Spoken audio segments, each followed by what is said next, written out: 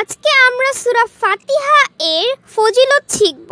জি বলুন, সূরা ফাতিহা এর কয়টি ফজিলত রয়েছে এবং সূরা ফাতিহা পড়লে আমাদের কি কি উপকার হয়? সূরা ফাতিহা এর অনেকগুলো ফজিলত রয়েছে।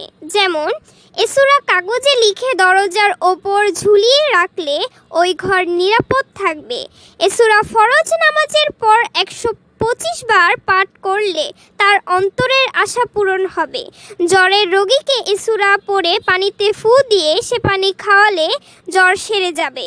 ভ্রমণে যাওয়ার সময় এবং ভ্রমণ থেকে ফিরবার সময় এ সূরা 41 বার পাঠ করলে আল্লাহর রহমতের পথে কোনো প্রকার বিপদ আপদ হবে না।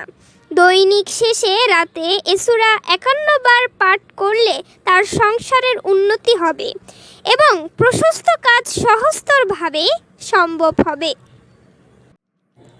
জি ভিউয়ার্স, এভাবে আমরা সূরা ফাতিহার সঠিক ফজিলতটি শুনতে পারলাম। আপনাদের যদি কোনো সূরার ফজিলত শুনতে প্রয়োজন হয় অবশ্যই কমেন্টে লিখে জানাবেন। আমরা সঠিক তথ্যটি তুলে ধরার অবশ্যই চেষ্টা করব।